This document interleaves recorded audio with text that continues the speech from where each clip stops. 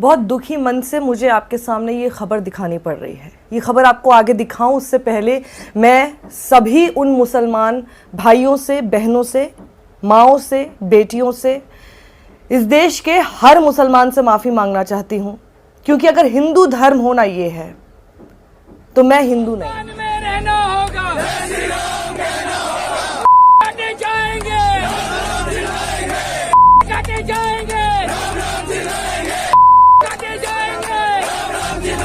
उसने जो भी कुछ किया है वो गलत किया है।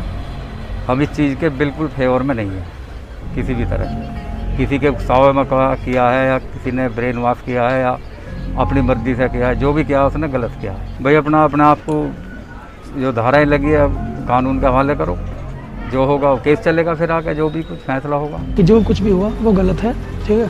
हम सभी धर्मों की जो है इज्जत करते हैं और मैं मुस्लिम धर्म से जिनको आहत हुआ है उनसे भी हाथ जोड़कर माफ़ी मांगनी चाहूँगा कि उत्तम भाई द्वारा जो भी भाषण दिया गया, जो भी गलत हेट स्पीच दिया गया है, उसकी हम निंदा। उम्मीद करता हूँ आप सब खैरियत से होंगे। दोस्तों, अगर बात किया जाए दिल्ली दंगा हो या फिर आपका कानपुर कांड हो, दोनों में तो कुछ सब हिंदू नहीं, लेकिन कुछ ऐसे हिंदू जो हैं जिनको उस चीज़ को लेकर के बहुत अफसोस है, बहुत शर्मिंदगी महसूस हो रही है और हाथ जोड़ करके मुसलमानों से माफ़ी भी मांग रहे हैं। एक बहुत बड़े वरिष्ठ पत्रकार हैं साक्षी जोशी, मैं उनका एक वीडियो क्लिप दिखाऊंगा आपको। उन्होंने साफ लफ्ज़ में बोला है कि अगर ऐसा हिंदू धर्म है तो मैं ऐसे धर्म को नहीं मानती हूँ। लेकिन उन्हें पता है हिंदू धर्म ये नहीं सिखाता है, हम भी जानते हैं, आप सब जानते हैं।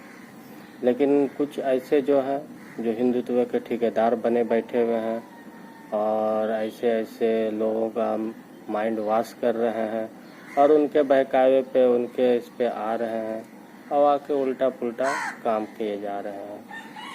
तो उपाध्याय, तो वो थे उत्तम जी के वालिद से भी द वायर के लोग मिले जा कर के ज़मीनी रिपोर्टिंग किए हैं।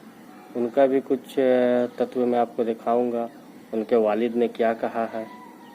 उनके वालिद को भी बहुत अफसोस है, बहुत शर्मिंदगी हो रही है। उन्होंने ये भी कहा है उसके ऊपर जो भी केस लगा है उसे कानून के हवाले कर देना चाहिए, जो भी कानून का होगा अपना वो कर लेगा। वो 9 तारीख या 10 तारीख से उनसे संपर्क में भी नहीं है, कोई कांटेक्ट नहीं है। उनका ये भी कहना है कि उनका एक बड़ा बेटा है, 2 बेटा था। एक बड़ा बेटा जो था वो गुजर चुका है, तकरीबन 1 साल होने वाला है, यही महीना 27 तारीख को साल पुर जाएगा।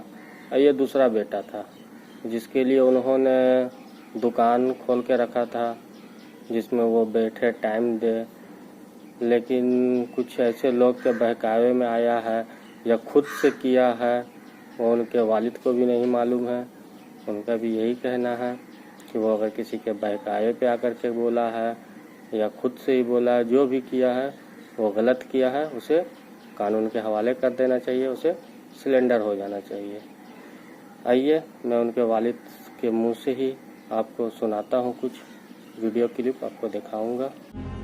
हम तो ठीक दुकान चलाने वाले इंसान हैं। अब ये उल्टे सीधे कोई भी ऐसा काम हम नहीं चाहते कि उसने जो किया है या किसी ने कराया है, हमें कुछ इस बारे में कोई मालूम नहीं है और ना ही हमें आज तक उसका ये पता कि वो है कहाँ। 8-9 तारीख से तो संपर्क में ही नहीं है किसी भी तरह से। हम खुद परेशान हैं।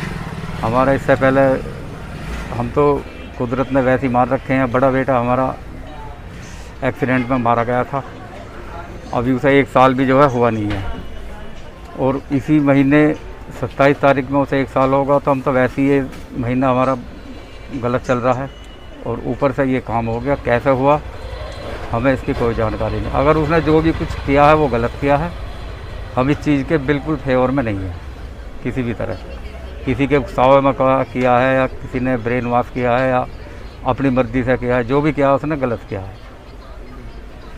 तो मैं तो यही चाहूँगा कि वो जहाँ भी है हमें अगर संपर्क होता है तो हम उसे केस करेंगे जैसा भी है। ये दुकान भी उसी के लिए कराई थी, वही बैठता था, सुबह बैठता था और शाम तक वही बैठता था। मैं तो अड़ी भीड़ में थोड़ा बहुत साथ देता था उसका, बाकी सब काम उसी का ही है।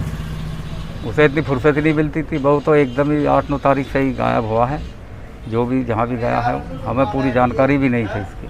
संपर्क करने की कोशिश कर रहे हैं, बजरंग दल वालों से भी संपर्क करने की कोशिश कर रहे हैं। एक युवा मोर्चा, किसान युवा मोर्चा है बीजेपी का, उससे भी संपर्क करने की कोशिश करी हमने।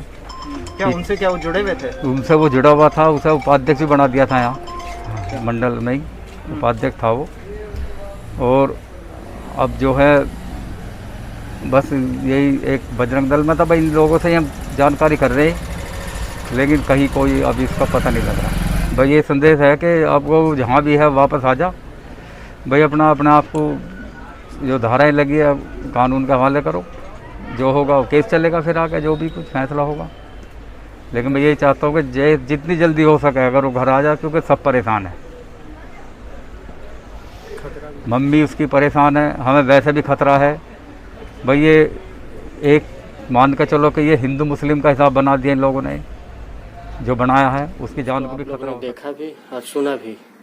सबसे पहले मैं द वायर का शुक्रिया अदा करना चाहता हूँ, जो ज़मीनी ग्राउंड रिपोर्ट लेकर के आए। और उत्तम के वालिद जो थे उन्होंने ये भी कहा कि वो बहुत परेशान भी हैं, बजरंग दल से संपर्क करने की कोशिश कर रहे हैं। शायद उन लोग के नज़र में, शायद उन लोग को पता हो उनका लड़का कहाँ है। उनकी माँ, उनके वालिद, घर वाले, पूरे जो भी सदस्य हैं सब कोई परेशान है अपने बेटा को लेकर के। उत्तम के दोस्तों से भी द वायर ने कुछ बात की है, वो भी क्लिप में आपको दिखाना चाहता हूँ। सुनिए उनके दोस्तों ने क्या कहा है। उनके दोस्त भी बहुत हैरान हैं, परेशान हैं कि वो तो ऐसा बंदा था नहीं, ऐसा लड़का था नहीं, वो ऐसा कैसे कर दिया। ऐसा किया है तो उसके लिए वो भी हाथ जोड़ के माफ़ी मांग रहे हैं। आइए मैं सबसे हाथ जोड़कर ये अपील करना चाहूँगा कि जो कुछ भी हुआ वो गलत है, ठीक है। हम सभी धर्मों की जो है इज्जत करते हैं, और मैं मुस्लिम धर्म से जिनको आहत हुआ है उनसे भी हाथ जोड़कर माफ़ी मांगनी चाहूँगा कि उत्तम भाई द्वारा जो भी भाषण दिया गया है, जो भी गलत हेट स्पीच दिया गया है, उसकी हम निंदा करते हैं। पर बाकी हम ये फ्यूचर में चाहते हैं कि मतलब कुछ भी अगर कोई भी ऐसी घटना है या कुछ भी है, ठीक है जी, वो आगे से ना दोहराई जाए। और ये है कि जी जो आपसी सौहार्द है, जो आपसी मतलब तालमेल है, वो बना रहे। क्योंकि किसी ने भी चाहे जो कुछ भी किया है, चाहे ब्रेन वॉश करा है, जो भी करा है, ठीक है, हम उस चीज़ के लिए तो हमें पता ही नहीं है, खैर कुछ भी हुआ जो भी हुआ। पर हाँ ये जरूर चाहेंगे कि मतलब अगर ये लगता है कि भाई मुस्लिम धर्म की जो है आस्था को या उनको आहत पहुँचाए, तो उसके लिए तहे दिल से माफ़ी चाहते हैं हम।